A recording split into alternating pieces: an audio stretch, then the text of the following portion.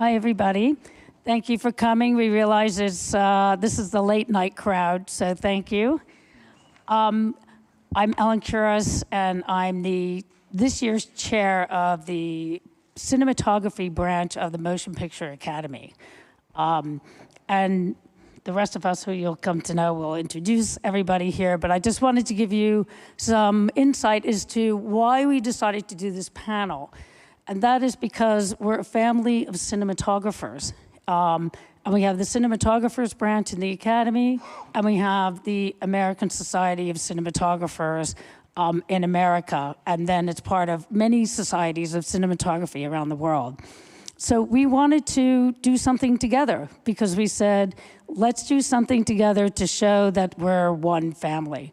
So we were talking about it as a group, and we thought, wouldn't it be great to talk about what inspires us, what the kind, when we're looking for for a film, how do we look to see what look we're going to create? What inspires us in the world? So that's where this panel came into being, and we want to do more, as many as we can, to bring both organizations together. And with that, and that's why we're calling it Inspiration and Passion, Creating Images. And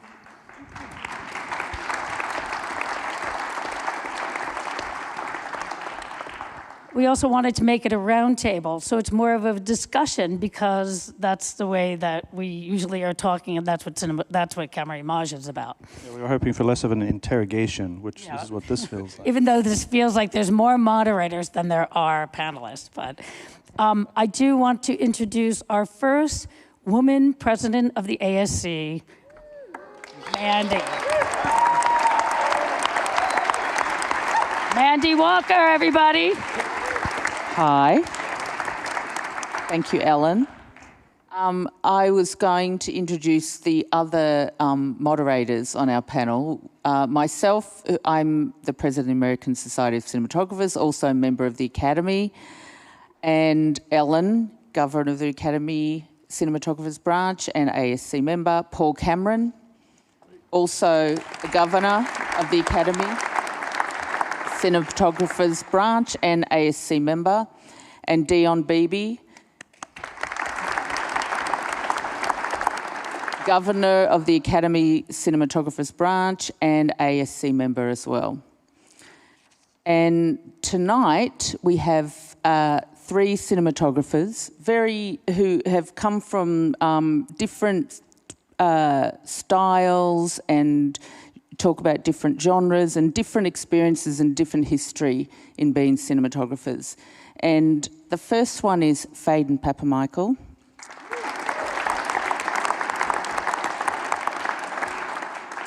Second is Ulla Pontikos. And last but not least, Fred Elms.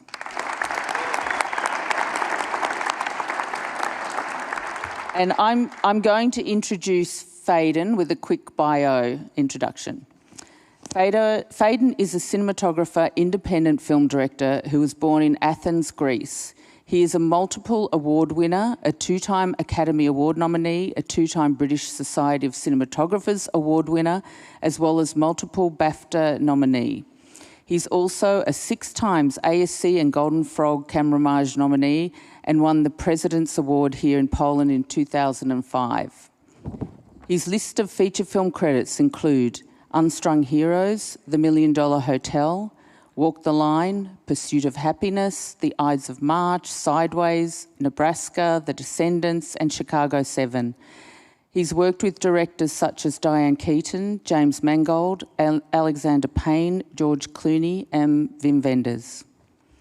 And tonight, we're going to be discussing his film Walk the Line, which shot in 2005 on 35mm and directed by James Mangold.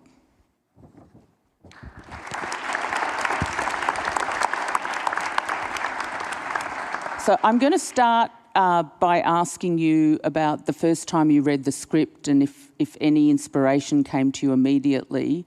And then I just want you to talk us through how you came to the influence, the reference of of the visual language of the movie and how you came to work out the visual language of the movie and how you worked with the director on that. It's a long question.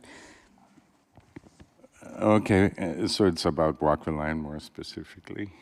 We can start with Walk the Line. We have a clip here. We can talk about any of your movies, but we have a clip here of Walk the Line with a specific reference, so I thought we'd start with that.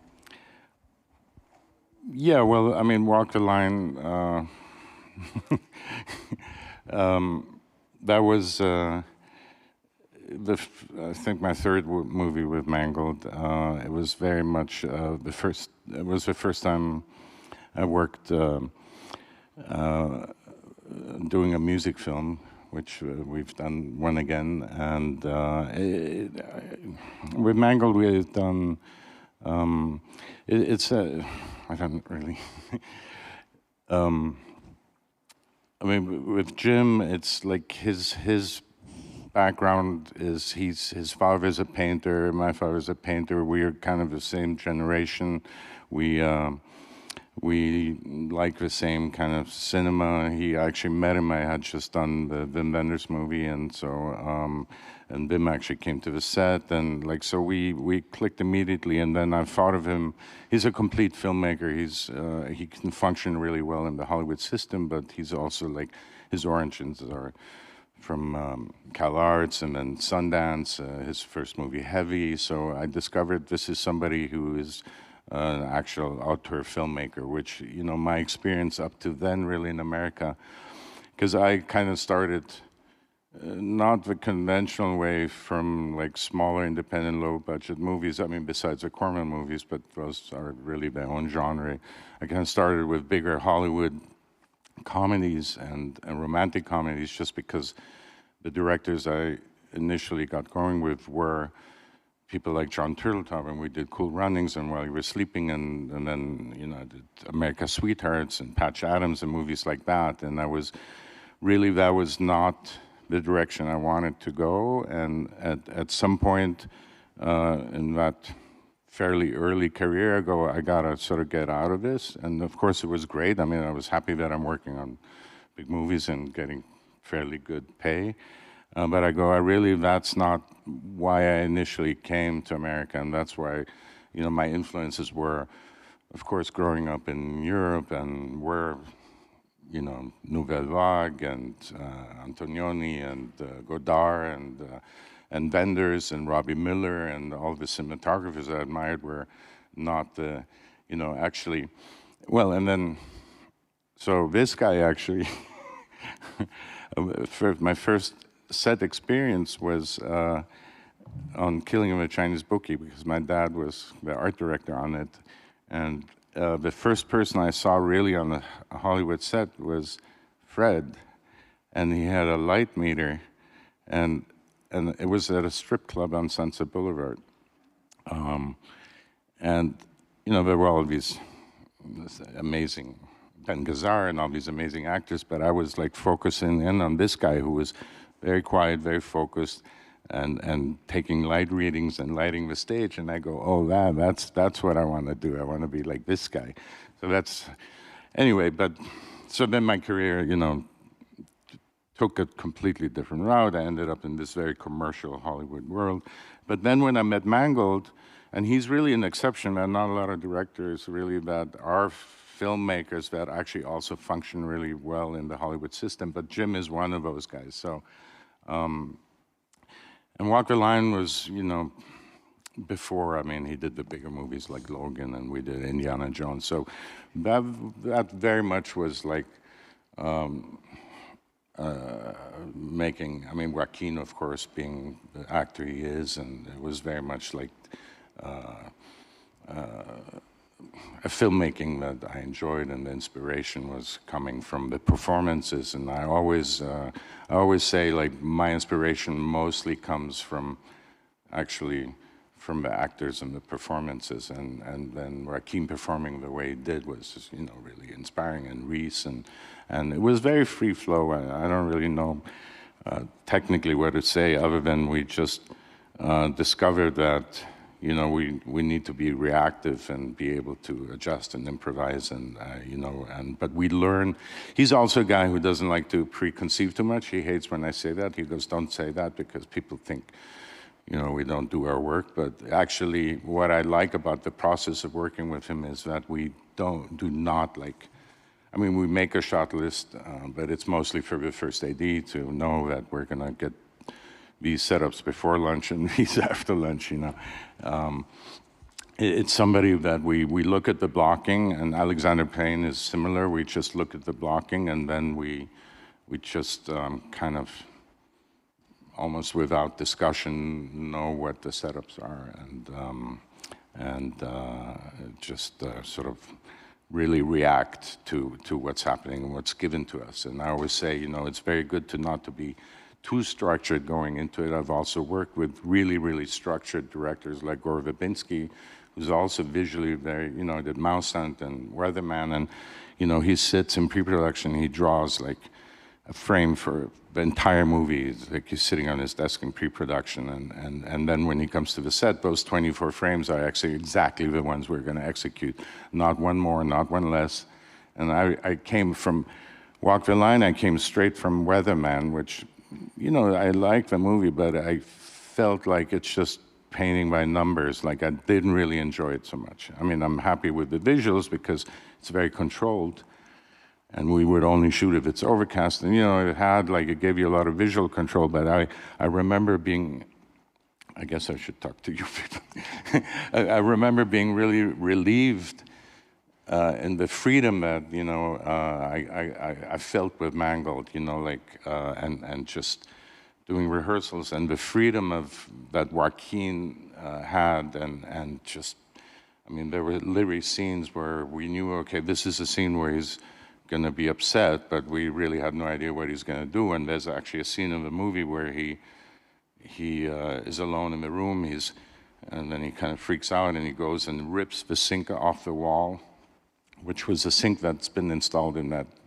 it's a real location, a high school from the 40s.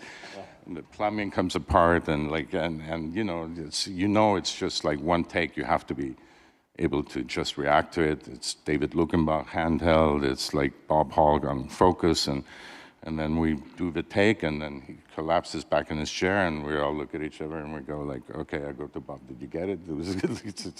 And you know, so that felt really, so I developed this really very like co-author relationship with Mangold, and that's why we've moved on to do 7 movies. And it's really like, I feel like he's my brother. He's also, I feel very lucky because he has really similar sense of composition. He's also still photography. I come from still photography also in a way initially. And you know, it's funny, like we have these headsets and I talk to the operator sometimes and I'll go, but Jim can't hear me, like he's sitting in the, but I put him far enough away where he can't hear me, but I hear everything he says. But it's very important that I'm always I have eyesight to him, and I can talk to him if I need to. But I'm going to the operator, I'm like, tilt up and pan a little right, and then Jim, without knowing what I'm saying, he said, tell him to tilt up and pan left. I mean, like, I mean, whatever I said. I go, wow, that's amazing, like how like, and it's really like minor adjustment. And he'll literally like have the idea. So that's like really lucky when you have that, but yeah. So you spoke about you being a painter and he being a painter. Was painting at all? No, but our fathers were. Fathers were. So I grew up, so my dad worked on the Cassavetes movies, which Fred worked on, and that was my first set experience. But my dad was a jack of all trades. It was like art director, production designer, but can't really call it that, shooting in John's house all the time, and you know, and painting something maybe a little bit. A woman under influence, you know, there's not much, but you know, he was a painter, and I was initially wanting to be a painter also, and then I found, and I was up at night and painting oil paintings, and I was very influenced by, you know, the Surrealists, and then German Expressionism, and Magritte, But you know, I realized it's a very lonely profession. It's very internal, and you know, it's a process that, you know, I still believe, like, I would like to paint now, but it's not something you can just do on the side. I feel like maybe eventually when I retire from this business and move permanently to Greece, I do want to go back to it, but like, it's not something I can just do on the side. But it felt, you know, I didn't like just, it's like being a writer or a poet, like being in that process in my head all the time. And then I switched to still photography, and again, in a similar way, I felt like it's always me, either trying to capture something and kind of not enjoying the actual moment by being busy capturing it, or if I didn't have a camera and I was not capturing it, I felt like, you know, I also, so I couldn't never really enjoy it. And then I saw this movie. I remember I was 18, Le Mépris by Godard, Contempt, and it had, you know, Brigitte Bardot and Michel Piccoli and Fritz Lang, and you know, it was shot in Capri, and actually we do have a clip of that.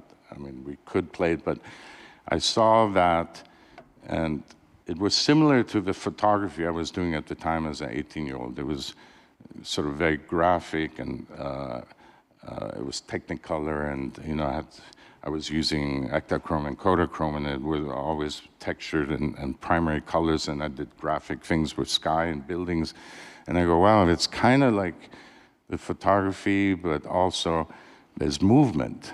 And I think I pick a clip where there's just this, I go, you can also move a camera, and you can also be assigned a story and apply your photography to a story that you're given, which is great because I don't have to constantly come up with, you know, I'm given a story and I'm the interpretive artist, and then, you know, when I'm done telling that story, I'm done, you know, and then I can go to Greece and not feel like I have to photograph every glass of wine reflection on the tablecloth and stuff like that. So I thought, and that's the first name I wrote down, was Raoul Coutard, you know, and I go, I don't know exactly how to be that and how to do that, but that's what I want to do. It's before I wrote down Godard, I wrote down Raoul Coutard. And I went to America as soon as I got an art class in Munich, and pursuing to become a cinematographer, but I really had no idea how to do it, and ended up, luckily somebody had seen my still photos and said, you shoot my short film, and I didn't. I go, I don't really know how to film, but she goes, it was Liz Gazar, it was Ben Gazar's daughter. It was in New York in '83, and we shot this short film, and I had a Claire MPR. I literally had a 2-page manual. I learned how to thread it and load it. I explained to my assistant. I remember coming up with the concept of how to pull focus. Like I go, we're going to have to change the focus because the actors are moving. And so I remember coming up with, like, if we put marks on the ground, like every meter, and you mark it on the lens, that should work. Like I remember. Anyway, but I don't want to sidetrack. But anyway, so I sort of never went to film school. I just shot this short, and the next person came to shoot my short. Then I went to LA, and I met Alexander Payne, who was at UCLA, a film student still, and I interviewed for his graduate film. I didn't get it, but I got some other UCLA graduate film. Then Alexander Payne was a boom man on it, and that's how we looped back 20 years later on Sideways. But it's just kind of one thing, and I was going to go to America for 2 years. I ended up 40 years in America. And now I'm back. So should we show your clip from Contempt? Show that influenced the Le Mépris shot. I don't know how many of you do you know this film. It was really. I was also obsessed with Brigitte Bardot. Today I was talking to David Hearing, and he said he was talking to Christian Berger about what inspiration, you know, VDP of White Ribbon, and he said my only really inspiration was Jean Moreau, and that's why I got into the film business. And I have similar. I was obsessed with Brigitte Bardot. So and Alfa Romeos. All right, we'll look at Walk the Line, a clip from Walk the Line.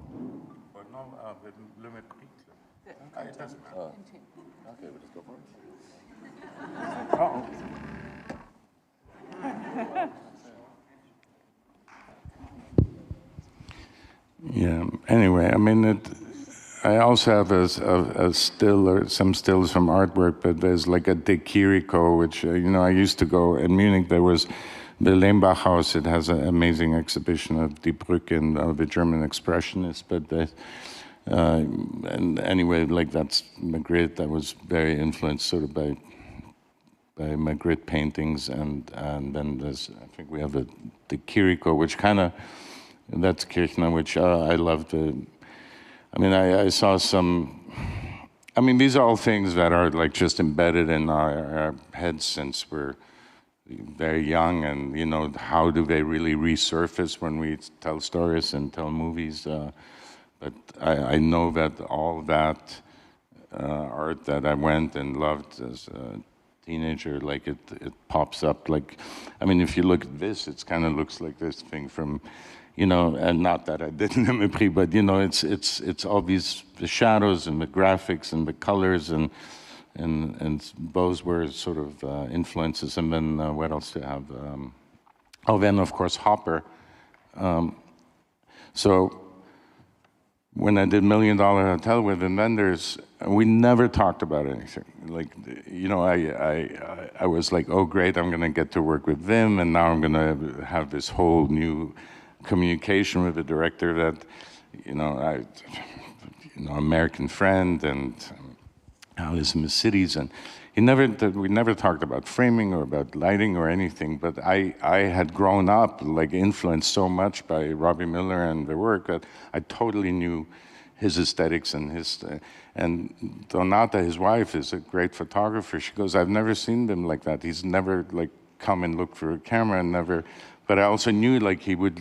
I knew that he would like it, and it really. And so many times people like Sylvie, the script supervisor, came up and she goes, it's like a Hopper. It's really like a Hopper, but it's not like we referenced or talked about Hopper ever, But then I would go, yeah, it really looks like a Hopper. So, is it subconscious sort of, and I mean, there's a scene in the coffee shop with Mel Gibson and stuff. It's just really, and the prior one with Milo Jovovich, I mean, the hard light is actually night scene, but just 10K through the window, and it's all these things just kind of resurface, I guess, when we are given stories and find our way through it. So do you think that, like, looking at this art, do you think there's these images you were saying sort of, do you think they recur?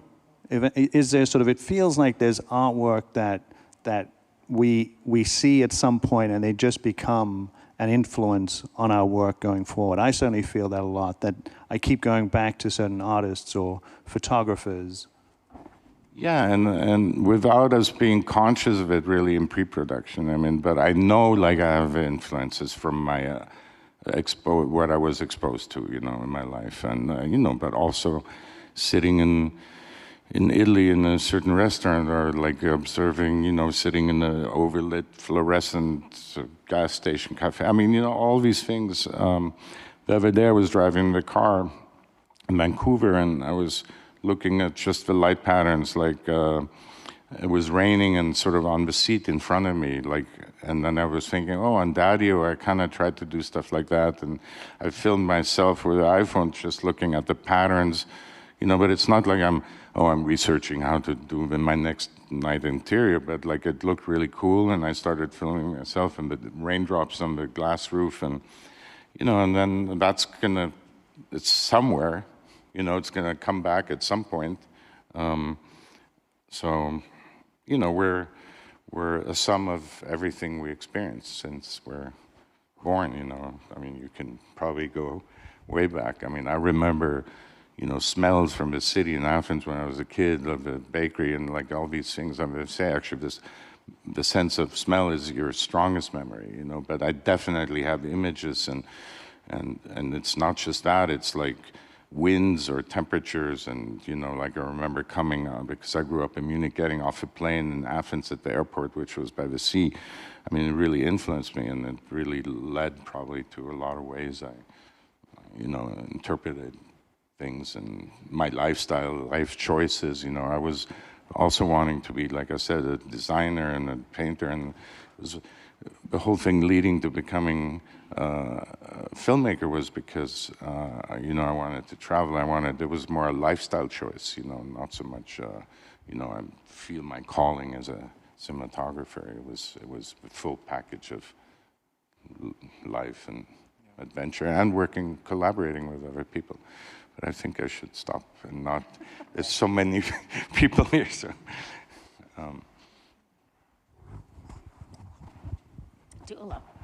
Well, interesting that you should mention Hopper and his images, because he's somebody that recurs in a lot of references, including Ula's, who I want to introduce. So Ula Pontikos, BSc, is actually from Poland, originally from the seaside town of Gdynia. Well done. Did I pronounce it correctly? Are you impressed? Well, I am Polish, but, Poland. Ula attended the National Film and Television School in London, which is very interesting because I wanted to go to the film school here. So it's interesting you went to London, and well done. She received the Sue Gibbon Award in 2022, won the Sundance World Cinematography Award, was nominated for an Emmy and an ASC Award, a Kodak Award, a BBC Rising Star Award. Her credits include The Man in the Basement, Weekend, Stars Don't Die in Liverpool, Russian Doll, Three Women, and most recently Blade Runner 2099, which is a TV series. We'll be discussing The Man in My Basement this evening, and what we want to do is show you the clips, and then we can talk about the references as well, just like you just did, Faden. And one thing I just want to make note of is that Ula is very active in the Academy as part of our Aperture committee. Aperture is, because the Academy has been expanding and being more inclusive globally, as well as the ASC, we really want to encourage education and encourage participation globally. So she was one of the people who was going out and looking for cinematographers in the world who we may not know about. Those who are not seen, those who are rising stars as well. And it's me and Bonnie Elliott were running the committee for 3 years, and Bonnie Elliott is an incredible Australian cinematographer, and we actually, throughout the course of Aperture Committee and AMPAS, we become really good friends. So we occasionally talk like every couple of months. Yeah. So nice. And it's really important because, once being connected is so important. You feel like you're a part of this community. You can call anybody and they will respond. I remember when I first got into the ASC, which was a long time ago, 1998, I think it was. I was number 5. And people said to me, oh, well, don't you think it's like the bastion of, male, dominance? And I said, no, actually, it's not. It was the most inclusive club I could be in. People offered their help. They said, if you call me anytime. They called me, about films. How did you do that? So, I think it's really important that we connect each other. That's what makes you cinematographers unique. That we are not competitive with each other, that we help each other, and we're that, with that family. So I just want to say, my partner always say that he's very jealous of the community because I'm a newcomer in London in the UK, and actually the cinematography community is the community which always sort of everybody is jealous of outside of the film industry, because I could call anybody from anywhere in the world and somehow we will become friends, whether it's in Mexico or in Taipei, I don't know. It's just like, it's really privileged to be part of that community. We welcome you. So I want to talk a little bit about your film. We're going to talk about The Man in My Basement. It was shot on the Sony Venice 2 in 2023 in Wales. The story actually takes place in Sag Harbor, New York, and I was there last week. And when I saw the film, I was like, oh my God, it feels like Sag Harbor. And it was released in 2025, so just released, directed by Nadia Latif. And I love the way that you've told the story with your rich colors, very distinctive and intentional lighting. Again, also influenced, we're going to show the clip before we get into it, but influenced by Hopper. Camera moves that show decisions that evoke emotions, and well done, Ulla. It's a really well done clip. So let's take a look at this clip. So we shot in 2024, released this year. Oh, okay. So it wasn't like just we started prepping 2023, and then we shot in 2024. Okay, Yes. good to So know. it wasn't like a IMDb long. said 2023. Okay. But also, I just want to say that the clip is quite dark. It's a very emotionally dark project. So there is. Please don't be shocked. Is that the disclaimer?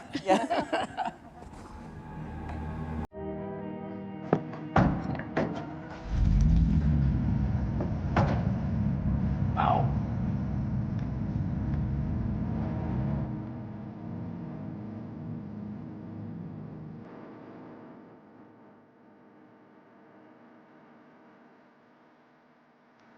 Probation's over in 2 days, and then you out of here. I don't want the extra money, so you can keep it. We have a deal. Why am I here? Why do I want to be here? Why do I feel I should be in a cage?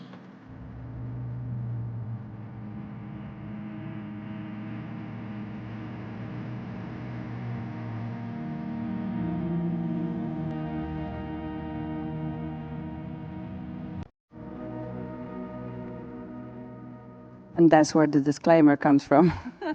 Yeah.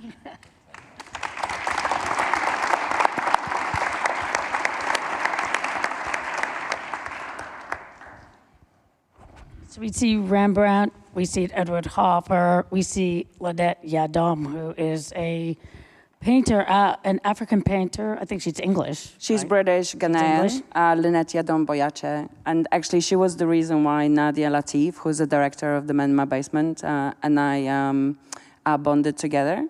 When I was presenting my pitch deck to her, she very much sort of imagined Charles Blakey, the main character, as a sort of part of the surrounding. The story is really dark, and it's about an African-American man who lives in Sag Harbor, who sort of is taken over by worries about the mortgage and the mortgage repayment. He sort of borrowed money against his house, and the house becomes a sort of part of his psyche. But it's also a lot about belonging history, family history. He was a African-American man, come from the line of free men, and he finds part of the family heirlooms. So the reason why we thought about Lynette's work together independently is because she painted from memory, and she painted sort of imagined found objects. And it sort of fitted how we wanted to put Charles's character and put him into the house and make him sort of part of the house, not using much of a backlight, where Aniston Bennett very much sort of imagined, was sort of an idea of a sort of opposition of Charles Blakey and in a way sort of his alter ego. So we used a lot of sort of, it started with, the whole film sort of had a lot of chiaroscuro, but the end scene, it was sort of ramping up throughout the film, and right at the end we had a sort of more like a tenebrism, with the sort of much harder, stronger lights. It was an idea of one spotlight, which sort of, which we used as a main light at the end by the. So it's very interesting the way that you're using the Rembrandt light to illuminate him. Let's talk about how, because you're looking at African American faces and darkness. Let's talk about lighting for mood and lighting for separation. Mm-hmm. Separation being a really important element of what we do.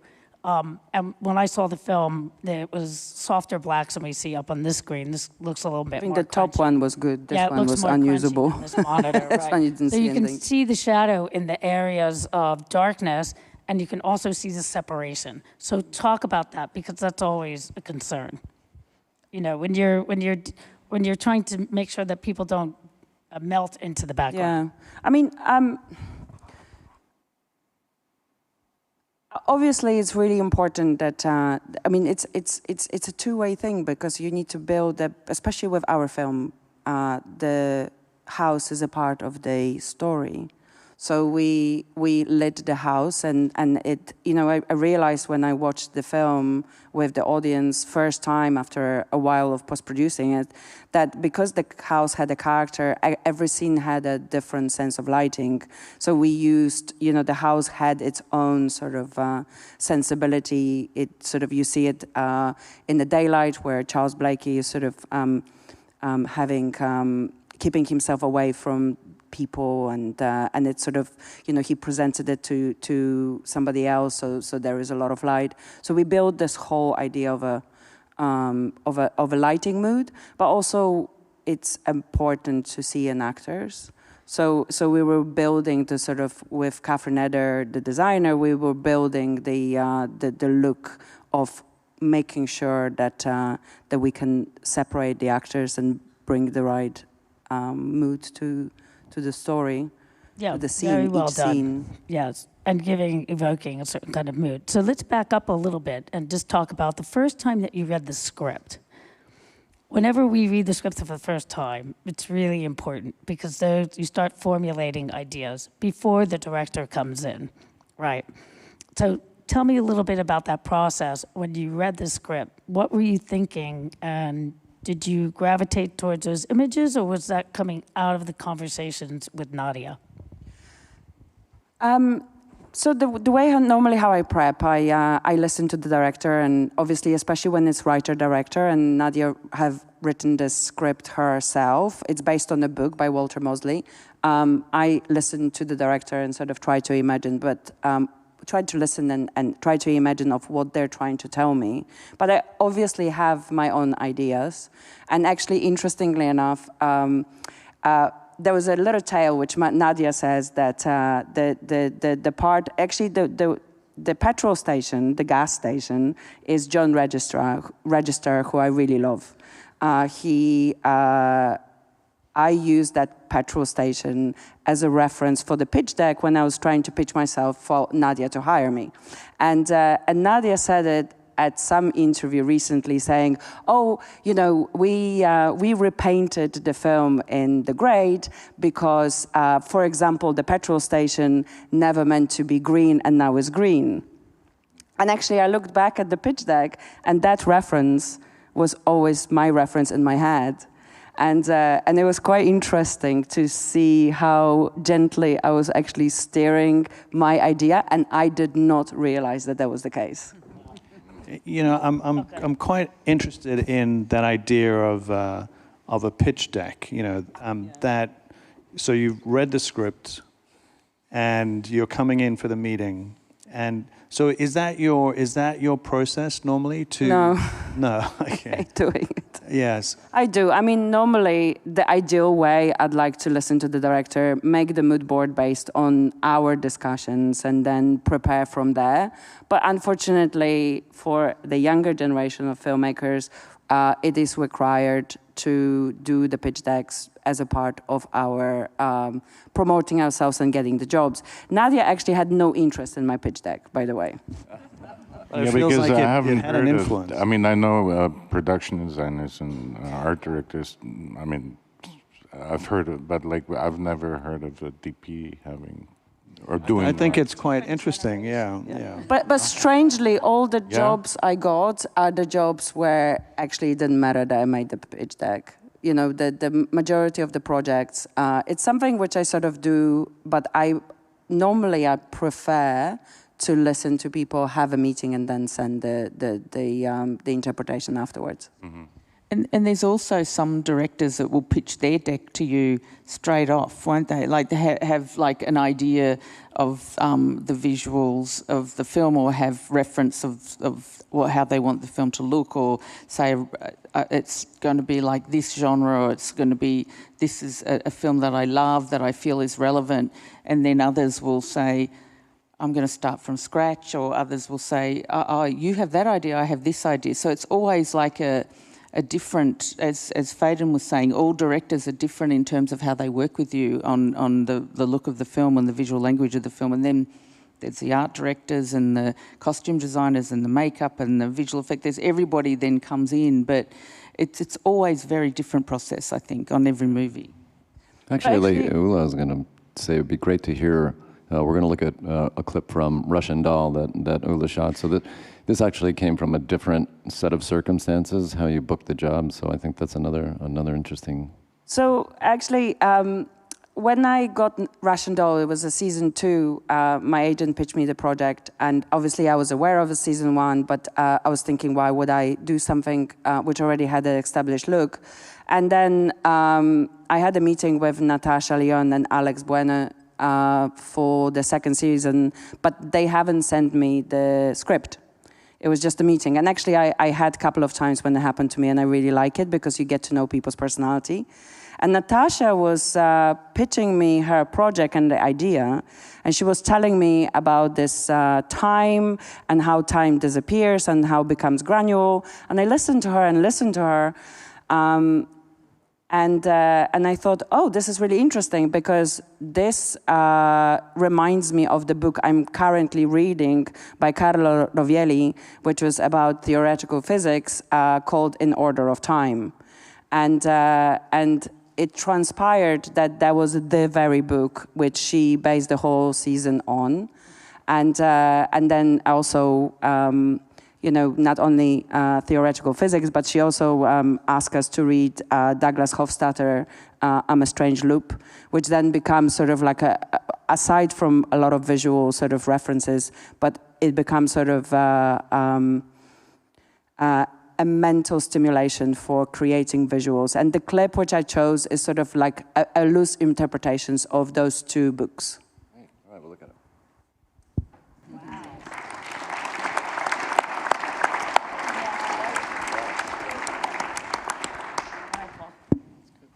No, that was great. So anything else you want to add with that, Ula? Are you good? Yeah? Okay, so. I mean, it's interesting to sort of take something like that, which is so sort of visually expressive, I mean, I'm not sure how you sort of brief something like that from the director. Like, I mean, yes, there's the sort of influence, but it's like, the choice of it's a very, very bold sort of statement, sort of work, So I'm curious in terms of, on set then, like the color choices and, is that something with the sort of production designer a little bit, the director, because it's a very strong, it's a very visually very strong.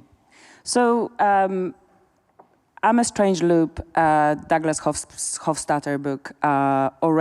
He did lots of experiments about how you put the camera into the television screen and how it feeds back. But it's also about conceptual sort of building concept and creating a language and then expressing it. So we have a lot of discussions. A majority of this sequence was shot in Budapest. We started talking about the project in January when we were prepping and shooting in New York, and Budapest really happened in June. So bit by bit, we was deconstructing and trying to find the elements. So a lot of it was finding these sort of visual languages through other scenes to then end up in this sequence, really. And the colors, actually, the way this was all designed mainly with lighting. We were shooting in locations where we were like 4 or 5 stories down in sort of unusable sort of dungeons, or we were in places where sort of water tanks, which people haven't shot before us, and then Brutalist shot there. But Lowell sent me the photo. And anyway, but so a lot of it was really an existing location, and I discussed the color scheme. I brought the proposition to them as my interpretation of that.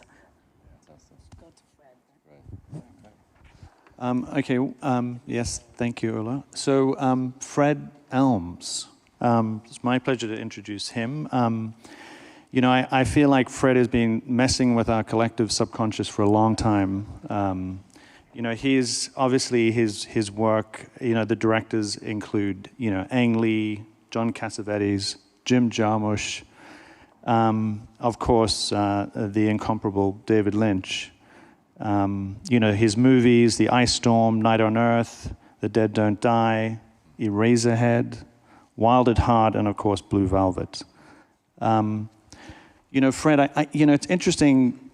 We're going to talk a little bit about Blue Velvet, and you know, we can deviate. But I just think it's interesting, you know, your relationship with David, because it started all the way back in, you know, in film school, where you know you collaborated. I think a short film initially with David. No, a big film. A big short film. Was that because the amputee? I think was that. You know, it all started with Eraserhead, really. It really was. Okay. So yeah. Eraserhead was the first thing we worked on, and it was a student project. Yeah. Oddly.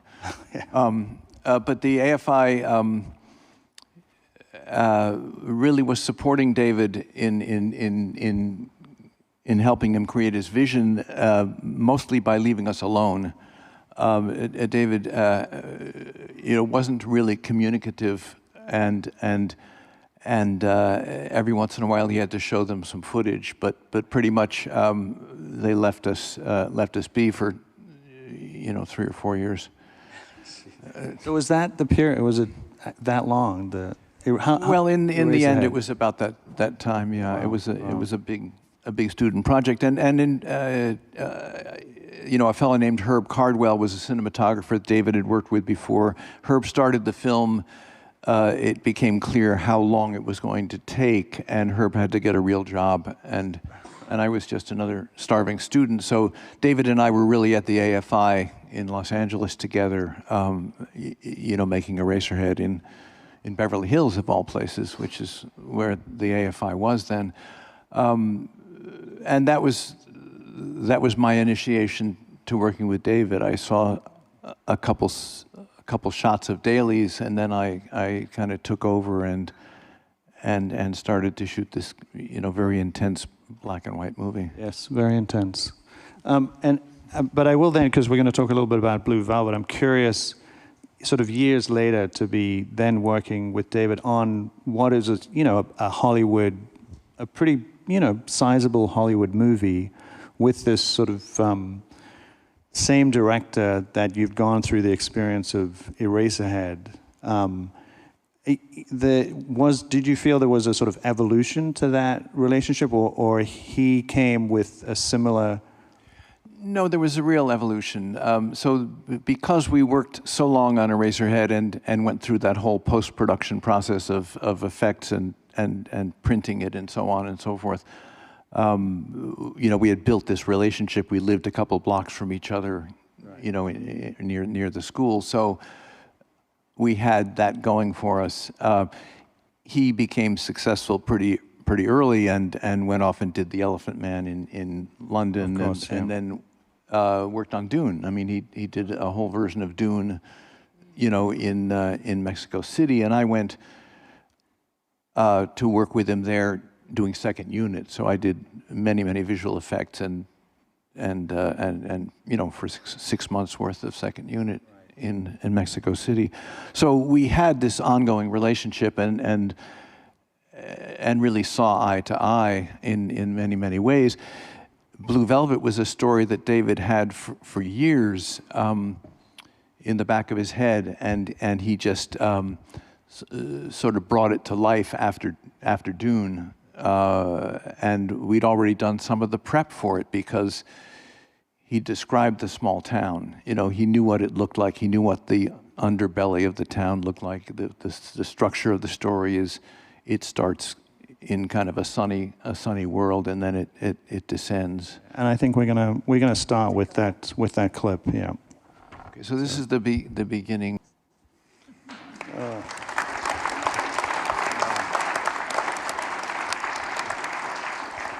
Well, there's a lot to unpack with that, but you know, I do want to sort of start with because we're talking inspiration, just with the sort of, and we have some images that of a sort of to just look at, which I think, you know, you really feel how, you know, it strongly draws from these sort of images you've got here, and maybe just sort of scroll. I think it's the. Well, this is, so the first image, these are photographs by Paul Outerbridge.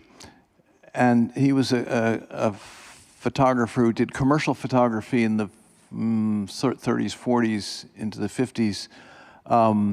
He worked in a lot of sort of interesting still color processes that he became very, very adept at. But the one before this, the one of the clouds and the flowers, is one that I showed David early on, just as a hit on that opening scene as it was written, because all those shots in the opening are in the script. I mean, David wrote, you know, each one of them just that way. And this, you know, the script inspired me to dig back in and look at some of these photographs. There's also a quality to Outerbridge's work, partly because of the advertising that he was doing, that allowed him to light things in a very sort of forward presentational way, very, very directly. You know, kind of softly, it showed off the color of the process. The process was this Carbro color printing, which is a lot, well, it's akin to imbibition printing and multi-layer color printing of decades and decades ago. But it allowed a great deal of control in the final images, and he was a master of it. So I toyed with that idea for the color, and in fact, you know, this is in the direction we ended up, but I learned a great deal about color and photography in the process. It was actually strange coming from from the previous experience where we did black and white. So black and white was this world, and David's view of whatever planet that is that Eraserhead took place on. You know, involved those hard shadows, the Fresnel lighting, the very harshness of it, and I never forget. You know, David kept saying on set, you know, it's just not dark enough, Fred. It's not dark enough. I can still see detail in the shadows, and I don't want to see anything in the shadows. You know, and the joke was always, well, you know, we had made a deal with the lab. They were going to print it the way we wanted it printed. And why not make it dark? Because it's going to look great in the theater. Nobody's ever going to see it on TV. You know, we don't have to worry about this.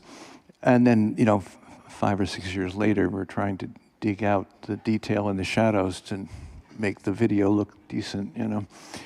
But we did, and as technology got better, you know, the new versions of it are good. But it opened the door to this relationship about talking about mood with David, and that was the key for him, was describing the mood in words, and it worked, you know, for Eraserhead, but it worked for Blue Velvet, it worked for other films as well. No, it's which is why I was sort of curious about, you know, because when you look at the filmography, you went from Eraserhead to this sort of vibrant, sort of but surreal sort of use of color, and then this exploration of this underbelly that is, you know, is so sort of powerful in the movie. And you know, there is another clip which I'm not sure what order we're in, but it's something you do with Laura Dern's character, where she, you know, he leaves the house, and I suppose this goes to what you're talking about with David and deep blacks and where she walks out of the shadow, and at the start of the shot, there is nobody there. You know, it is so dark, and then just out of nowhere, this figure appears. You know, and it's interesting because I think, you know, often we have conversations with directors about, you know, I want it dark. You know, and it's like, and then it's like, why is this so dark? You know, it's because, you know, there's, you know, the understanding, it's a very easy term to throw around, you know, I want it dark, but, you know, understanding that term is, you know, part of what I think we have to do as cinematographers is because, like, how much detail do we leave in the shadow? How much do we It's about interpretation. It's about, Yeah. it's about interpreting what the director's means, not necessarily what they said. And I suppose knowing the director, which you at that stage at least had become to. Right, it's building that relationship, and fortunately for me, you know, David and I had this relationship about mood, really, about the feeling of things as opposed to the look of them, really, and you know, it worked. It really worked to my advantage. Do you want to look at that? Play that clip? Yeah, because I do think this is a scene that introduces Laura Dern's character to the movie. Yeah, the next one. Yeah.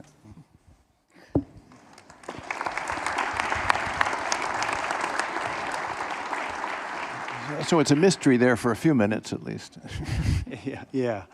No, but I loved how, and these are, again, that sort of how you find those inspirations and communicate with the director.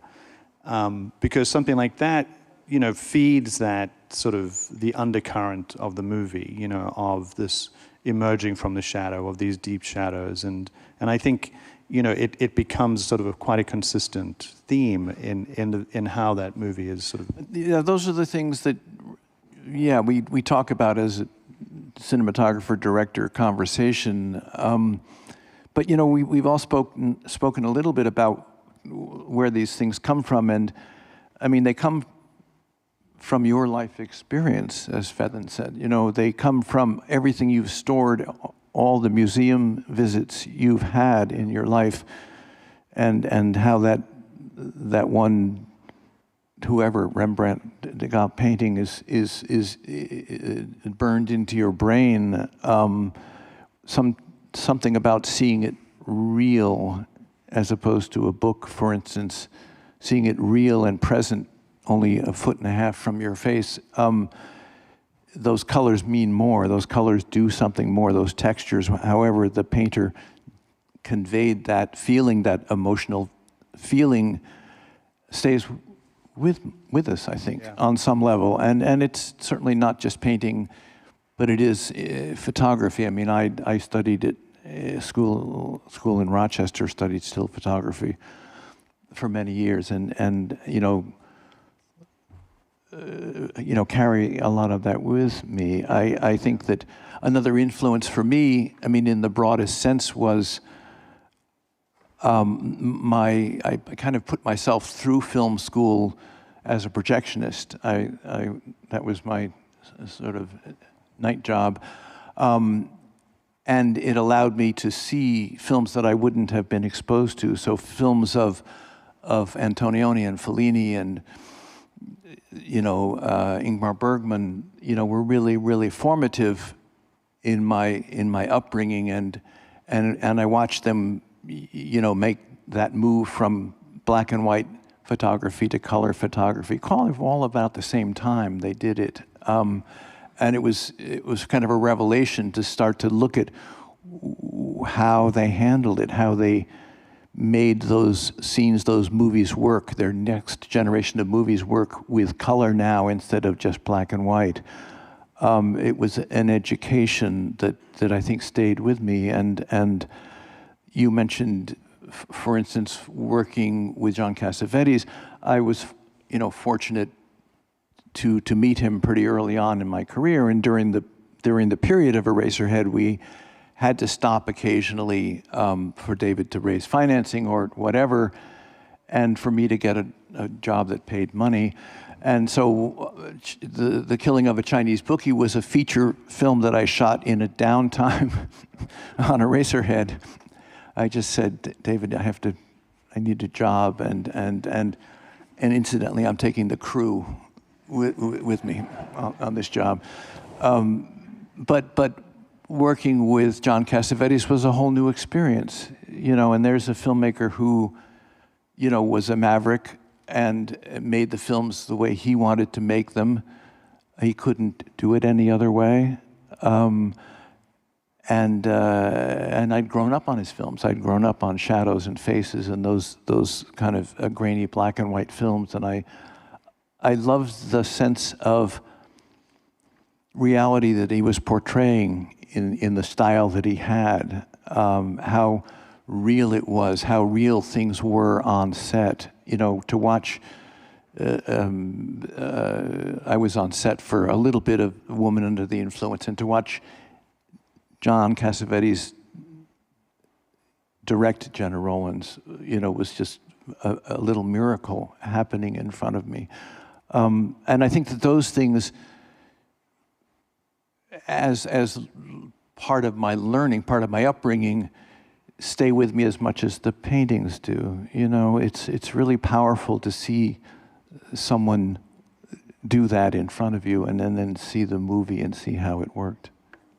And I think that's interesting because, again, as cinematographers, you'll work with someone who has the sort of precision of, David Lynch, and then someone like Cassavetes, where you need to create the space for that sort of performance. Your function is different, and how you interpret what they require is different. So to sort of impose a sort of certain system on certain directors is just not going to work. Right, you're going to work the way the director wants to, and really that's the way it ought to be, right? I mean, we're not technically in charge. That's the fun part. Cinematographers, we think we're in charge, but we're not quite in charge. We try. But I mean, yes, if you look at Eraserhead,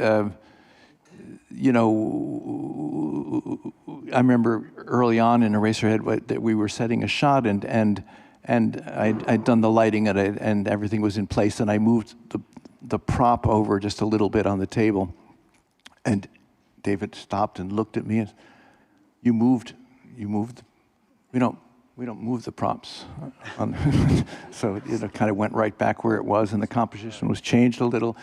Whereas John Cassavetes would, if I managed to get the shot, the pan and the dolly move smooth finally after a couple of takes, he would say he needed one more take, and I would do the shot, and he would, bump me, and so that the camera would go like this, and it was, completely disturbing to my It happened to me too. my psyche, but that's what he needed out of that shot. But He would interesting jump on because the dolly and just start pushing around like nobody knew. But first, nobody knew where it's going to go. That's true. Yes, yes. But yes. But also, I had a conversation with him once because I came as a young, influenced by completely different aesthetics by Antonioni and stuff, and I remember saying, he asked me, well, what does it mean, beautiful photography? I don't understand. Do I cut away to a sunset and then back to my actors? He had no concept of cinematography or as visual storytelling. It was just about capturing I've had the experience of getting pushed too, while doing handheld, and Gondry comes over to me and pushes me. I'm like, what? He goes, don't want to make it feel like it's on a dolly. Should we take another look? We'll take a look at Ice Storm, and then we'll go back to Walk the Line. Because it's interesting, you worked with Ang Lee, who is a very different kind of director. So it'd be interesting to see Ice Storm, to see a glimpse of that. Okay. Okay. And which I don't remember which one's up. In the Ice Storm, can we do? You got the bedroom or the field, Fred? Yeah. The bedroom or the field? Let's do the field. Okay, good. I'll try to get there. So this is a scene that takes place pretty deep into the movie, where we've established the characters, and not that one, however.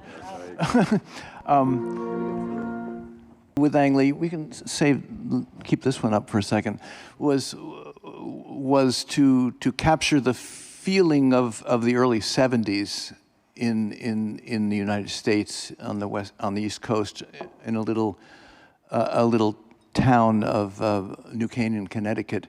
So it's an upper middle class town. The era of the 70s was pretty tumultuous in the U.S. And we researched it. We looked at the styles of things that happened, that were happening then, and the movement of photorealistic painting became popular about that. And these are artists who really meticulously copied photographs but painted, and it was a style of painting that we've really fell in love with, the sort of starkness of it, the contrast of it, the combinations of colors, the reflections in windows and chrome surfaces. All these things really appealed to Ang Lee and I, and we went to galleries. We looked at some of those paintings just to get a firsthand feel for what they were after, and how we could bring this idea to the movie.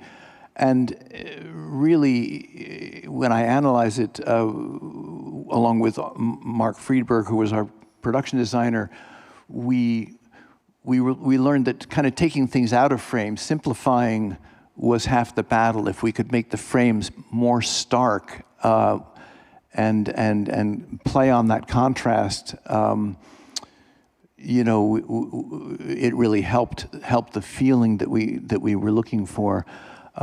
So we used that style. We used the style of for Ang. The story is really about the grip of nature.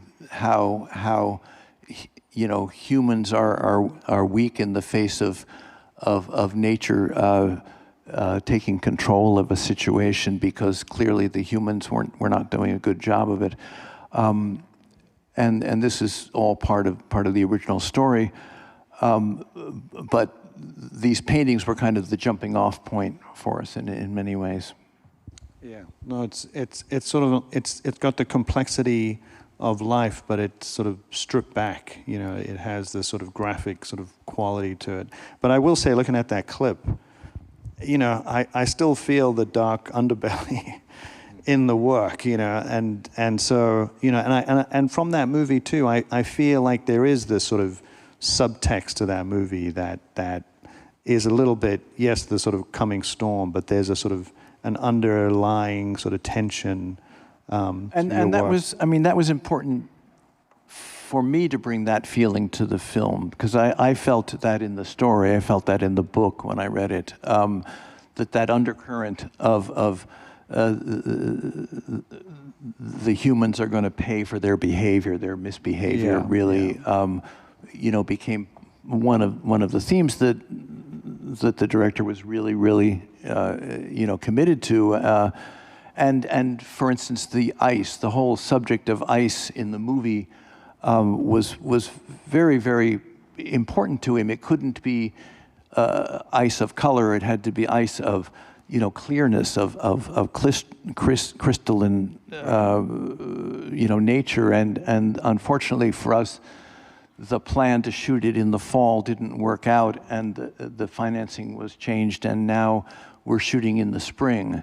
So except for I think the only shot in the movie that has real ice in it, that tree shot that you saw, we sprayed water on a tree at 10 degrees outside, and sure enough, it freezes.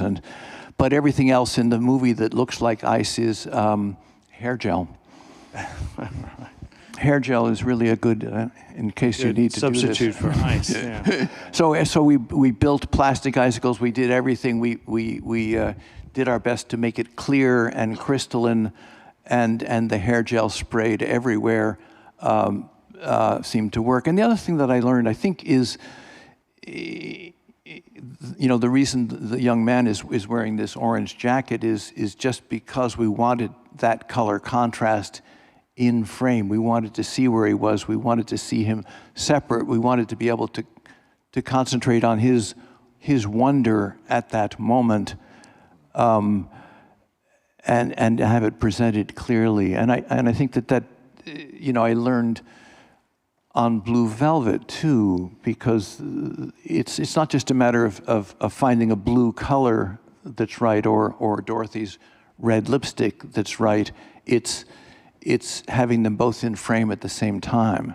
Yeah. It's knowing when that's the correct thing to do, Yeah. and then taking advantage of it. Yeah. Do you want to can we look at one more clip from Blue Velvet? Is that okay? Which one, Brad? Can you, which one? The one in the club? Yeah, we can go back to the that. blue, Try to the get there. singing. The singing, it's just a short little bit, but it did help us set up Dorothy Vallen's character. Yeah.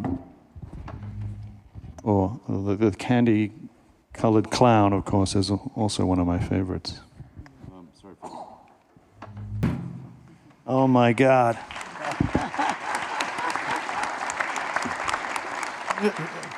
The color has very little to do with the effect of the film, and the scene. But one of the scariest things about this scene was giving the actor his own light. Yes. Yeah. You can't imagine. It's always a gamble. The feeling, the sinking in my stomach when we decided that he could control the light on his face, but he did very well, I would say. He did. And that incident that grew out of simply scouting that location while the art department was in there cleaning up, and having a work light hanging on a ladder somewhere, and having the director pick it up and hold it as a microphone. I mean, that's where the moment came from, and then we kind of vamped from there. And in fact, if you look carefully at it, I was very, very concerned as the lighting cinematographer about the shadow his shadow on the back wall. It just kept bugging me that it wouldn't look real if he only had light on his face and the shadow didn't. So we actually hid an electrician around the wall with a little light, lighting the back wall, and a little tiny cutout of a man that he would puppet. To throw a shadow. He would puppet in front of the light so that the shadow would actually move back there, because I was obsessed about this. So it's barely visible, but it made me feel better. These are the sorts of insanity that we sort of. But it's great, Fred, this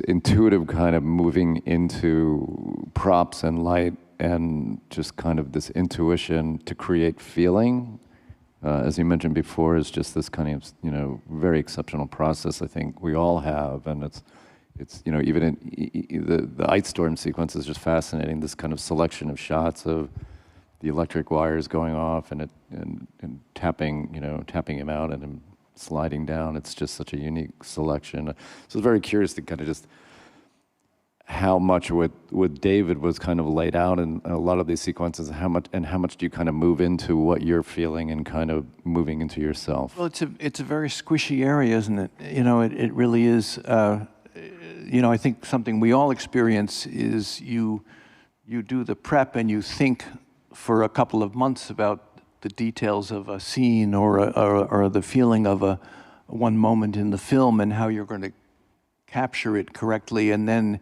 you get there on the day, and in the case of David and Blue Velvet, David really took the liberty of thoroughly rehearsing with the actors on set. After, we'd finished one scene, we were moving on to the next one. He would kick everybody out, he would rehearse and find the scene with them and then show it to me, and he and I would, kind of sketch out the shots that were necessary, and then we'd eventually show it to the crew, and then come up with a plan for lighting. So that was the way we worked, and it was wonderful not to have storyboarded, not to have planned so far in advance that we became locked into things. We had set that in Blue Velvet case, the one set is Dorothy's apartment. That's the only one we could really afford to build. So we could build it the right shape and the right size. We could assign, what happened in this corner. David had all these moments in the script laid out, as to where they would fall in the set. All those things had very, very specific locations. So it allowed me to light one area in a kind of a harsh way, and another area in a very, very soft and dark and mysterious way. And it helped me just bring that feeling of mood and sense of what David wanted, to the script, to the story, I mean. So you had the liberty of time. How much time did you have to shoot? Blue Velvet was a long schedule. It was I don't know, 60 days, 55 days. So, I mean, that was considered long. It had a bigger budget than things I had worked on in the past. It had the support of Dino De Laurentiis' company, fortunately for us, because he and David had a relationship from Dune. And Dino had given David permission to make pretty much anything he wanted. I'm not certain that Dino ever actually read the script, strangely. But I think as long as it was under 2 hours, I think that he was in the clear. So David took advantage of that, and I've really never been more amazed, having shot the film and David gone off to, I guess they edited a lot of it up in San Francisco, and they did the mix up there, and I flew up to San Francisco to see it before we started timing, and my jaw dropped that we had created this thing out of the stuff that we had shot. It just completely amazed me. Is there time for one? Sure, Fred. Yeah. No, you tell me. What would you like, Fred? No, I was going to suggest just that one scene of Dorothy in the club. The club, okay. Yeah. Just I get that. because it's a short one.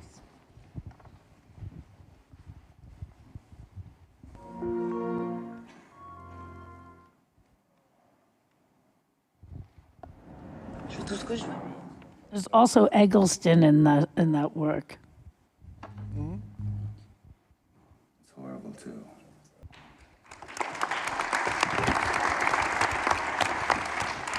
So that's what I was referring to about color contrast, is putting those colors in frame together. And I remember David saying, well, no, it's kind of, when she sings that part of the song, the spotlight turns blue.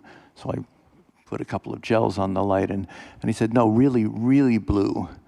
And so I sort of doubled the gels on the light, and sure enough, after really 3 or 4 layers of full blue color, we got it blue enough for him. So the red curtain and the blue, seemed to work. To push the limit that far, was the right thing. And sometimes things happen on set that really work out. When Isabella turns that time and the light goes out, there's only one take where she turns and the profile is perfect. That only happened once, you know, and we just got lucky. That's all you need, just that one. Yeah. I know. So yeah, that was before LEDs. So yes, lots and lots of gel. Lots of color. Yeah. All right, well, I think at this point we will open it up to questions from the audience and kind of just an open conversation with all of us here. I just want to remind everybody we don't want to discuss any of the films that are in competition here, but everything else we can go for. Yep. So do we have Mike? Do we have anybody who wants to jump in?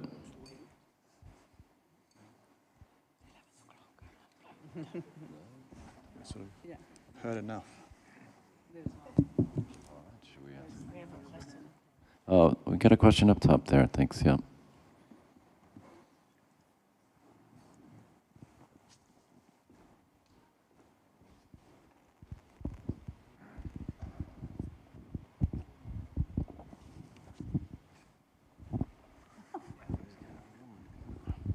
Hi, thanks for the wonderful panel and showing us where your inspiration comes from, because I think it's something that is still evolving in a sense of where we start getting our images. And I actually wanted to ask how it's been with a lot of these newer resources like Shot Deck and, I mean, just the massive amount of data we can get from the internet where, you know, back in the day, you'd go to a library, you'd look at a book or a magazine or something, and I'm almost starting to feel over-absorbed, and, you know, how you organize that, and if you're still using the same structures you were using before this time, and kind of how it's changed for you or maybe hasn't.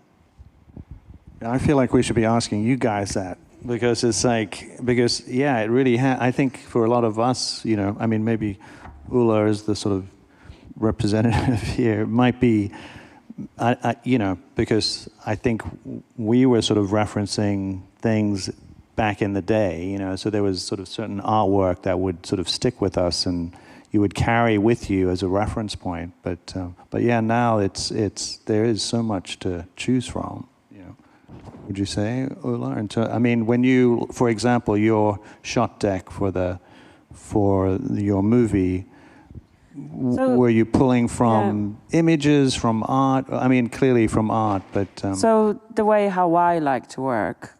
And that I think there's a preference of sort of pitching for a job with producers, there's pitching for a job with directors, and you know the way how I work, I find inspiration from whether a film or photography or artwork, painting, color, detail, and then discussing the scene. But I think there is a sort of a more commercial side of it, which we need to present. And I remember one of my first director who exclusively used to work for an American TV series, when she saw my pitch deck, which we had to pitch for the television execs, she said they're gonna hate it. Like, we have to redo it because none of them had any film work. So we redid it to the point where it becomes something for them, and then we created another one for us. And very often is the case. In terms of organizing, for me, it's a chaos because they all live somewhere on many hard drives. But actually, the way how I like to work, I take my camera and I take photographs and I grade them and I find details and I find angles, lights, the way how they fall, little twinkles. And then we discuss that sort of, and I incorporate that in somewhere in the corners for me.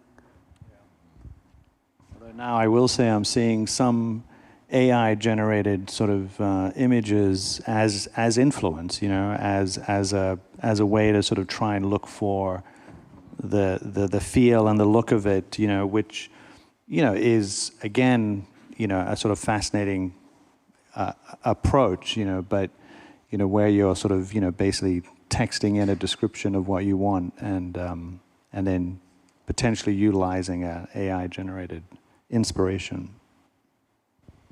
But you know, it's funny, Dan, you know, it's just one of the questions I had is about AI and inspiration changing. And I think, you you know, a lot of us discovered things up here in the age of analog cinematography, and there was a repetitive nature to what we did. Now with the speed of AI, you know, for me it feels like I'm losing out on the practice of artistic ritual, you know, kind of through repetition of doing things that I find inspiration. And it's, you know, it's like, Fred, I feel like that's what you're saying, of it's the finding of the feeling again, you know, is it, it's, and I wonder if, you know, for me, it's like 2 weeks ago, I was walking through ICP in New York. I think it was Sergio Loren exhibit, and you know, at International ICP, Photography, and there were, you know, amazing photos by this photojournalist. You know, specifically 3 that affected me that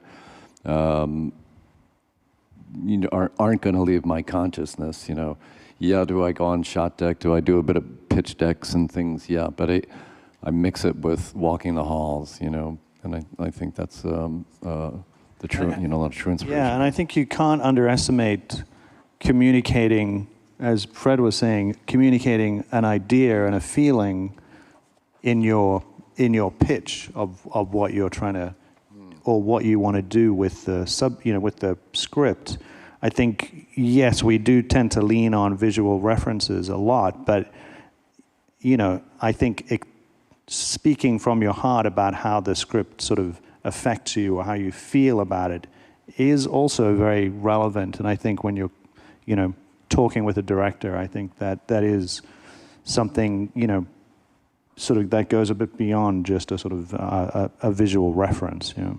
But well, quickly, it's interesting to me, this, we talked about it a little bit as this kind of collective inspiration, like we had, you know, from previous years, so many images of paintings and things in our mind that we don't necessarily pull the pictures and look at them and emulate them. They're just part of our subconscious, you know. And now we are just slaughtered with thousands of images that could be referential. So, you know, I guess the question is, are we going to have thousands and thousands of the images as collective reference in the future, or really gravitate towards these few select, like we've seen tonight, ultimately? You know, that'll be interesting. I think you can't forget about experimentation. It's really key, because look at what you did on Blue Velvet, what Fred did on Blue Velvet. We had never seen anything like that before, mixing those colors. But, you know, it's experimenting with putting that together. I mean, there was nothing to refer to, really. I mean, you know, I'd never seen anything like that, such rich color. And it started that, you know, putting really deep, rich colors together. I mean, you know, started something really new, which we see, which bled into MTV. Remember, this is before MTV. I mean, MTV changed also the way we see the world. So, but experimentation is really important. You know, experimenting with uncorrected fluorescence, which is something I did a long time ago, because in film, I had one fluorescent that they didn't change out, which was green against the magenta. And so I thought, all right, I'm going to use green now, and I'm going to use that and use it in everything I can, because it so screwed me that I thought, all right, you know, let's experiment with it. And I think it's important to experiment with mixed light. Remember, traditionally, conventional cinematography didn't mix the light. But now everybody's mixing light sources. So, you know, I mean, Fred and Faden, well, I think that, I'm sure you're doing that. No, but in that same vein, you know, I think most of us have learned that, yeah, you know, Arri or Sony designed the camera to be used in a certain way, and I often find myself figuring out what they didn't figure right so that I can get it to look different. You know, I can say, you know, well, so if I wanted it to be really, really blue, you know, how would I do that? You know, how would I break the camera in order to make something different? In the days of analog photography and film and laboratories, you know, Kodak had a really straight-laced view of the way the images made with their film should come out, and they were, you know, pretty cheery and brightly lit. And our job as cinematographers and photographers was to kind of break it and try something different, just underexpose it grossly and see what happens, or misdevelop it, or put more diffusion on the lens, or whatever it is. Unless you try it, unless you push the limit of that new piece of equipment, you'll really never know quite what it'll do for you. And now we're into 8K, resolution, and now it's like looking for ways to sort of mess with. But you can that put lots of diffusion on the lens, yeah, right? Yeah, it's hard. It gets harder to break the more. Yeah, bigger it gets. everybody was obsessed with the resolution. Getting higher and higher resolution. But really, I remember, 15, 20 years ago, the VFX person came to our set. We were shooting film.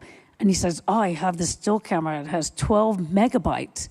And all of us were like, oh my God, 12 megabytes, And you think of where we are now, but it doesn't necessarily mean that's better. Again, what you guys what we're all saying is about the feeling of it. What's the feeling you want to get to in a period film or a not period film? That's what counts. And it's really interesting because when you think about color and mixing color that way in painting, I saw an exhibition just recently which they were using really strong color against the background. And Lynette Yadam is somebody else who, in painting, they experiment with it differently with space. And so, I think your inspiration comes, as everybody's saying, from the world, from go to exhibitions, go to see things, see how the world is in reality. Faden.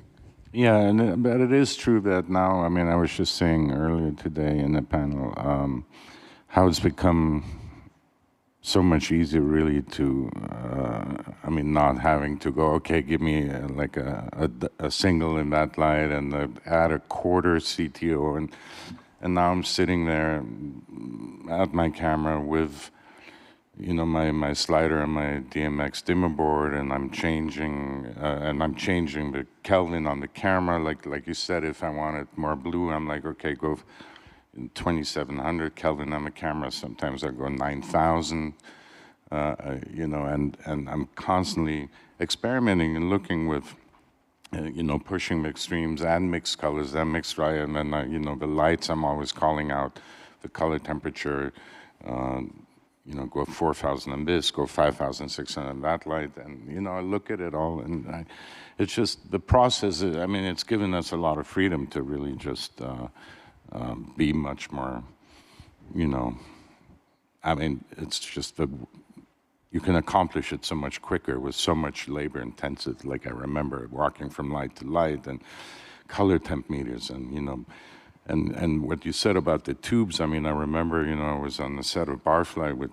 Berkeley Schroeder, Robbie Miller, and Frida was the gaffer. This is pre-KinoFlow, and they were using the tubes and stuff, and I went back to my set. I'm like, oh, we got to use these tubes. They're just like lighting with fluorescence, and there was, they go like, yeah, but it's going to be green, and should we correct? And I'm, no, like we're going to embrace all that, but that, all that goes back also to, the influences of, you look at expressionism in German, or Kirchner and or Gauguin, or they just, or Van Gogh, of course, and, the playing with colors like that, existed in art throughout this last century, and but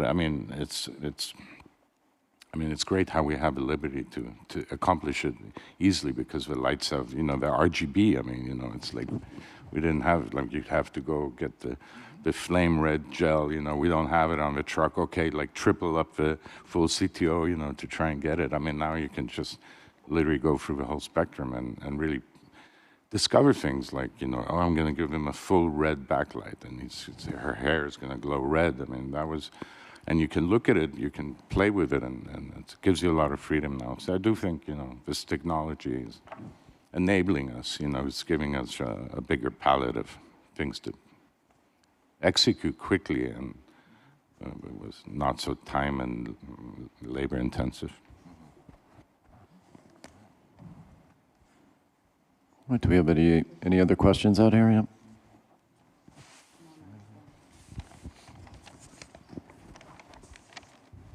Thanks so much. This was an amazing panel. It was so great to have you guys here. And I was just interested in how you guys approach, particularly when you're, I guess, approached by a director, first, you know, a director that you don't know. How do you communicate your ideas, like your visual ideas, after reading the script? It's exactly what Ellen was saying about the emotion and the feeling. And, you know, like I heard Ula's story about talking about a book and, you know, like going into that conversation and finding that there's like a connection with the director that way. But specifically if the story, I don't know, requires a certain approach or is noir or whatever, like how do you communicate those visual ideas to a director to actually get that job? I think it's always different, and you have to be a bit of a chameleon, and you have to work out very early on in your discussions with them how they see the story in their head. And then you offer them ideas, and I'm a big fan of testing and showing directors my ideas for certain scenes or create certain emotions, or, you know, how to stylize something with the art department. I think it's a constant thing, and that's what's good about pre-production, is that you get a chance to experiment and you get a chance to go through things. But it's always a bit of a juggle, because some directors will say, well, I don't want that, I want this. And then you as we were saying, it's the director's film, so it's our job to service that story. And how we go about that is not just saying, well, I want to do this and I'm going to do this. It's a constant collaborative discussion that goes on, and it's not always the same. I think it's interesting, though, as you say, that first meeting with a director that you haven't worked with, you know, where, you know, you sort of know that you're potentially one of a couple of directors who, I mean, cinematographers that they're probably talking to. So there is that thing where you've read a script, it's like you're going to do a call or you're going to do a meeting, and yeah, how do you go in? You know, am I going to go in with strong visuals? Do I try and bring that to the table? I mean, I will say, sort of personally, you know, for me, it's interpreting the script. I think I pretty much will go in and just say, you know, what my interpretation of the story was, you know, and without bringing, you know, it can develop from there in terms of visuals and references, but initially it's the reaction to the material, almost before, even though I think you formulate images when you read a script, but for me, I think that initial conversation is, you know, what is the sort of meaning, what is the sort of feeling, the tone of this, you know, transitions, and, you know, I think style, I do tend to, you know, you think about pacing and rhythm, but the visual references for me tend to come a little later, you know. Can I just say that I think it's very different with you guys with such an incredible body of work, and I think it's different when you're going up and then you have to prove yourself, and I think that's why people sort of, you know, with us, it's like, you know, the pitch deck is unfortunately part of the necessary evil, because we have to not only prove ourselves in the way the saying that we can do the job, but it's the interpreting and saying, oh, and that's the sort of, we are on the same page. And even though very often the initial pitch deck is not the deck you ever look in, but it's something where you prove that you are actually on the same taste level. Right. Communicate a style, and yeah. No, I can totally understand. I think there's another question. Yeah, this gentleman over here.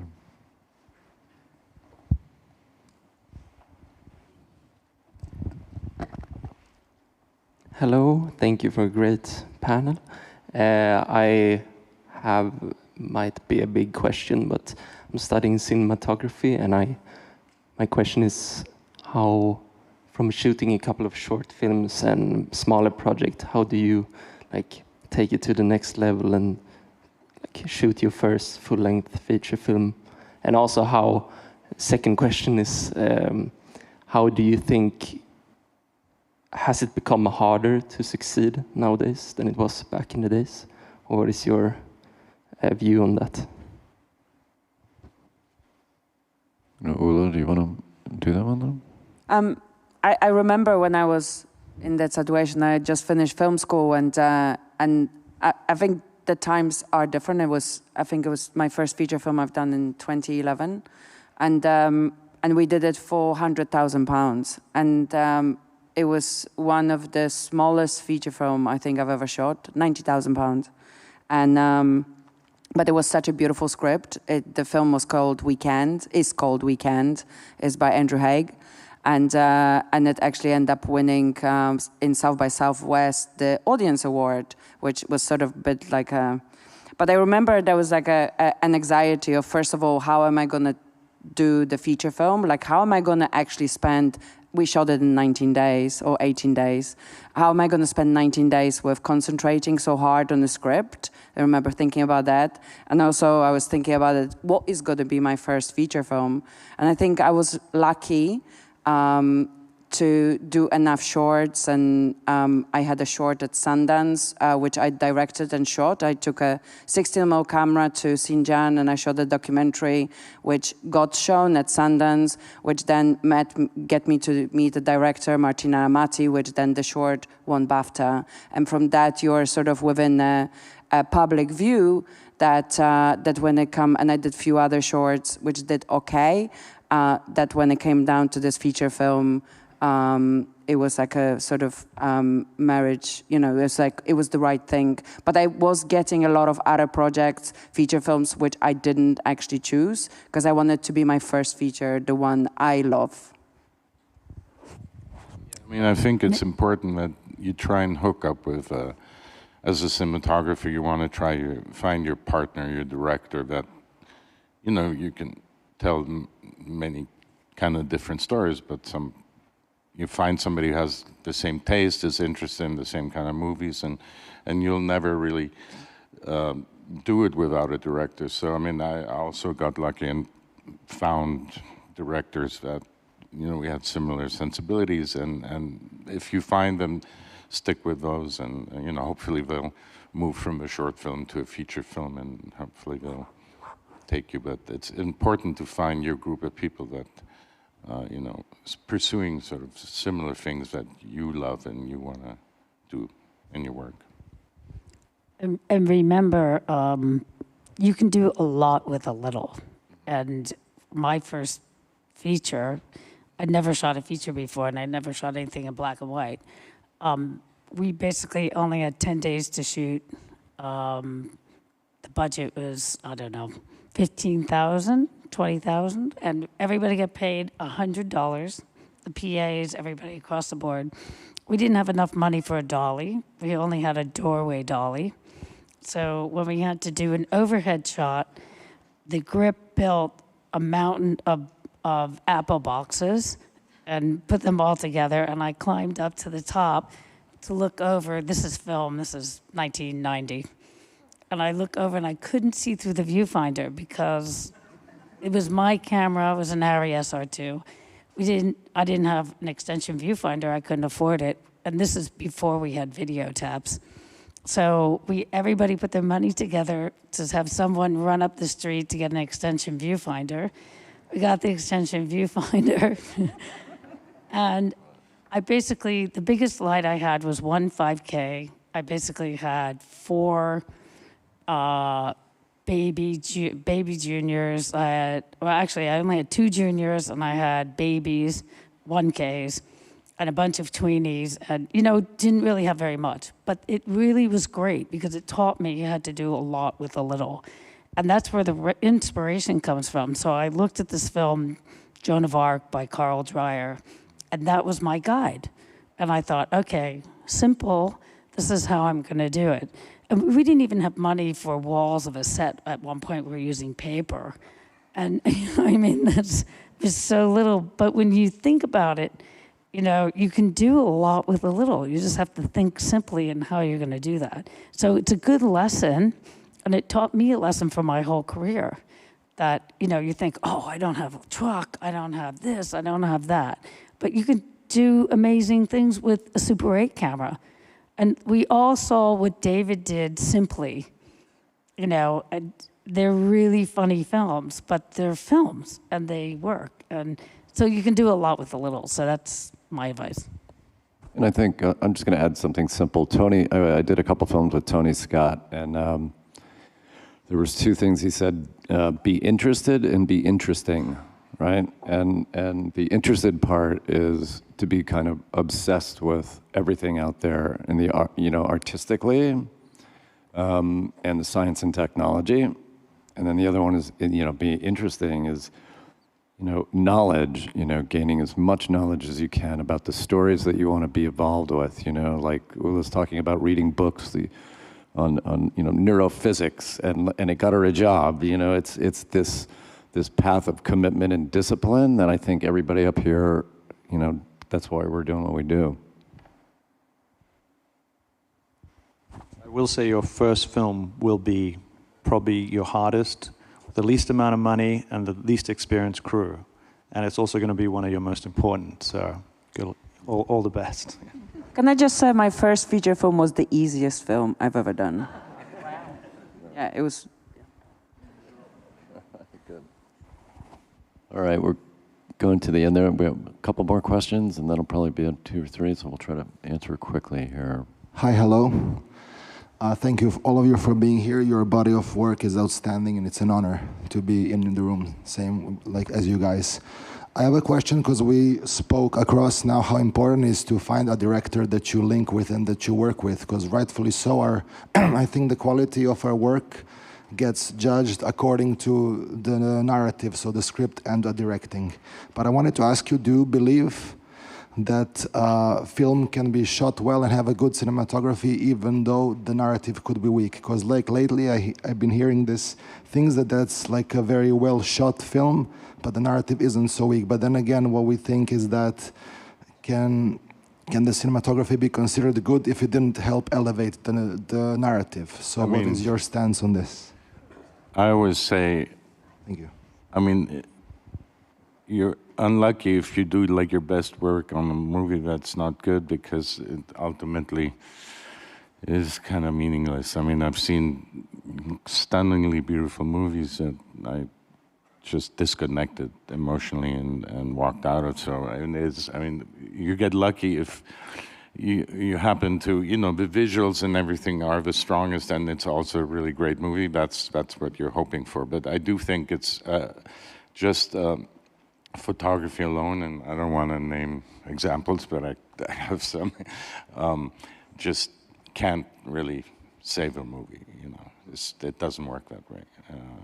But unless you, as a cinematographer, can learn from that, you know, see that the work, you know, because you will learn something every time you pick up a camera and you light something and you shoot something and tell a story.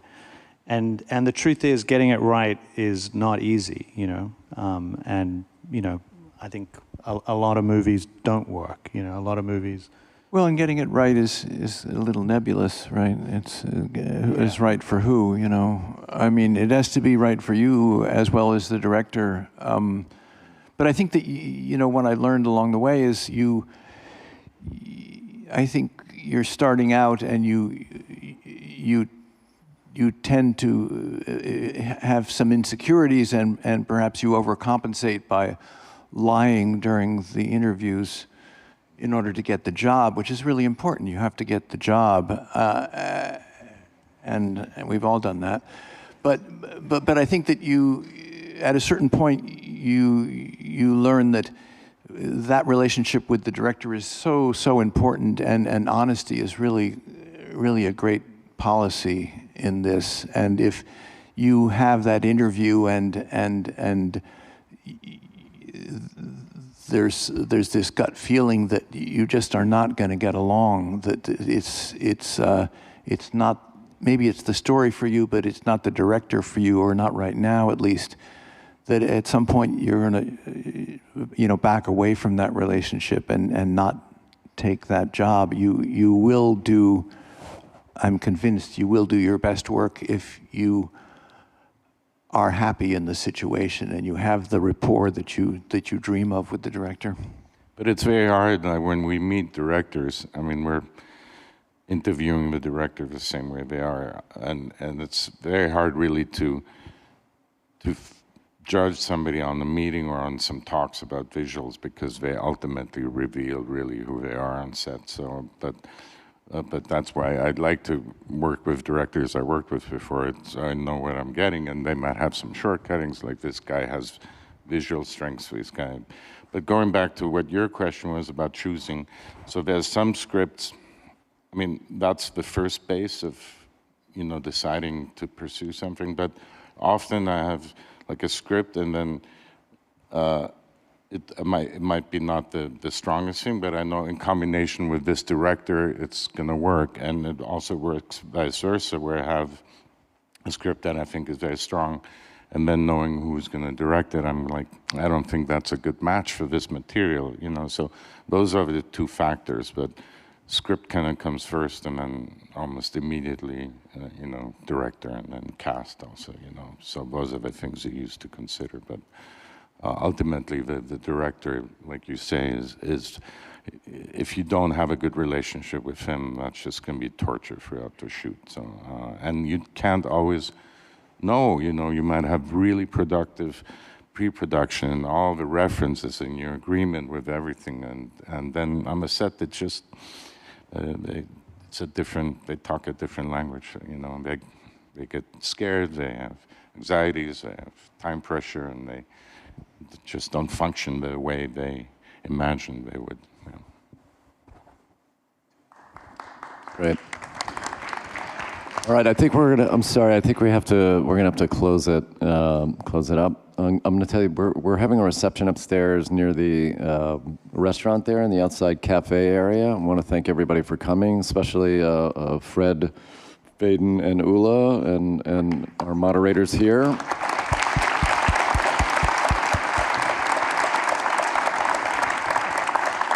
And also, just a big thanks. Let's thank Marek and Kazik and all the team here at Camerimage for helping us put this collaboration together. So give it up for those guys. Thank you. And I want to thank the ASC and the Academy for making this possible. Thank you.